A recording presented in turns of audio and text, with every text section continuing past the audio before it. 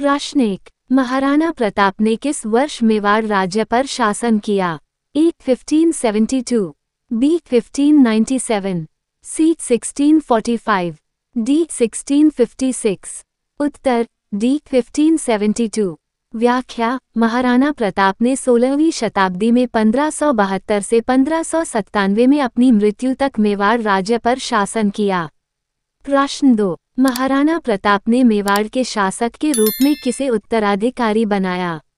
ए राणा सांगा, B Rana Kumbha, सी राणा उदय सिंह द्वितीय, D Rana Bhojraj. उत्तर ए राणा उदय सिंह द्वितीय। व्याख्या: महाराणा प्रताप ने अपने पिता राणा उदय सिंह द्वितीय के स्थान पर 1572 में गद्दी संभाली। प्रश्न 3। उन्होंने किस मुगल सम्राट के खिलाफ लड़ाई लड़ी? ए बाबर, बी हुमायूं, सी अकबर, डी जहांगीर। उत्तर सी अकबर। व्याख्या: महाराणा प्रताप ने अकबर के खिलाफ लड़ाई लड़ी, जो मेवाड़ को अपने नियंत्रण में लेना चाहता था।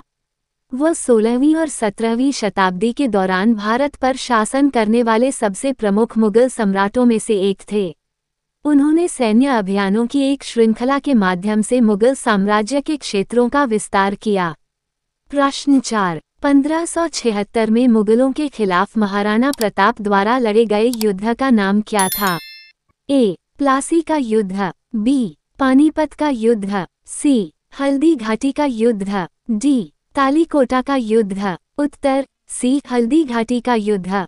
व्याख्या: अरावली पर्वतमाला के हल्दी घाटी दर्रे में लड़ी गई हल्दी घाटी की लड़ाई को भारतीय इतिहास की सबसे महत्वपूर्ण लड़ाइयों में से एक माना जाता है।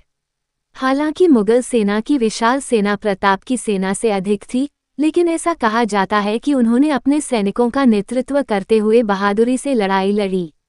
प्रश्न 5। हल्दी घाटी के युद्ध का परिणाम क्या हुआ? ए महाराणा प्रताप ने युद्ध जीता, बी मुगलों ने युद्ध जीता, सी युद्ध अनिर्णायक था, डी दोनों पक्षों को भारी नुकसान हुआ। उत्तर बी मुगलों ने युद्ध जीत लिया। व्याख्या: दुर्भाग्य से महाराणा प्रताप हल्दी घाटी की लड़ाई हार गए। मुगलों के पास एक प्रमुख लाभ ये था कि उनके पास एक विशाल सेना थी जो संख्या में राजपूत सैनिकों से अधिक थी, जिसके कारण अंततः मुगलों की जीत हुई।